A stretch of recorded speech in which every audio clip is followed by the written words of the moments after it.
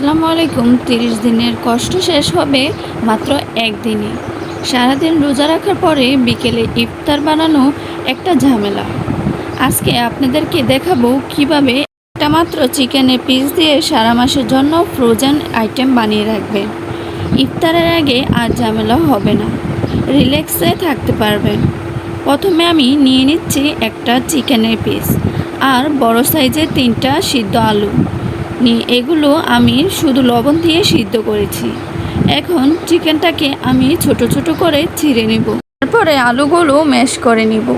সব কিছু ম্যাশ করে নেওয়ার পরে এখানে আমি দিয়ে দেব কাঁচামরিচের কুচি, তারপরে দিয়ে দেব পেঁয়াজ কুচি, ধনিয়া পাতা কুচি আর 1 কাপের মতন গাজর কুচি।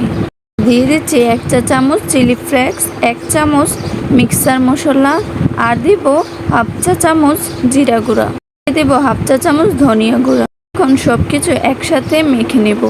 তবে আপনারা চাইলে আপনাদের মতন মশলা ব্যবহার করতে পারবেন, আরও চাইলে অন্যরকম সবজি ব্যবহার করতে পারবেন। এখন সব কিছু ভালোভাবে মেখে নিয়েছি। এখন হাতে একটু তেল মেখে নিয়ে কিছুটা মিশ্রণ নিয়ে একটা বয়মে ঢাকনা নিয়েছি। মিশ্রণটা ঢাকনার উপরে দিয়ে মাঝখানে একটা ফাঁক করে নেব। আর হয়ে গেল ডোনেটোর শেপ। এরকম করে সবগুলো বানিয়ে নেব। একই রকম করে সবগুলো বানিয়ে নিয়েছি। আরেকটা মিশ্রণ আমি ডোনেটো শেপ নিয়েছি আর অর্ধেকটা আমি স্লাইফের শেপ দেব।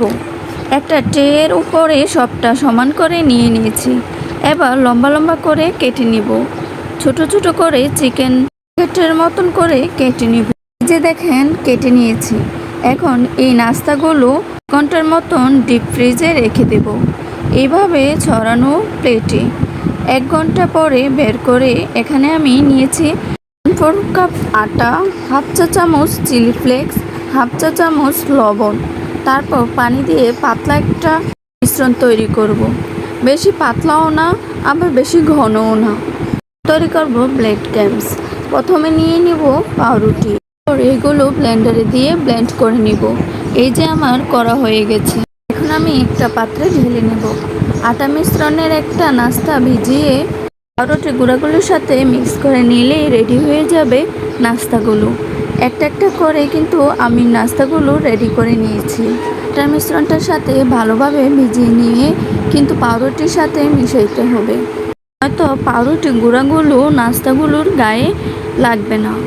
এখন আপনি এগুলো রমজান মাসের জন্য সংরক্ষণ করে ফ্রিজে রাখতে পারেন। আমি এখন বক্সে করে একটা একটা করে রেখে নিচ্ছি। যে দেখুন আমি সবগুলো বক্সে করে নিয়ে নিয়েছি।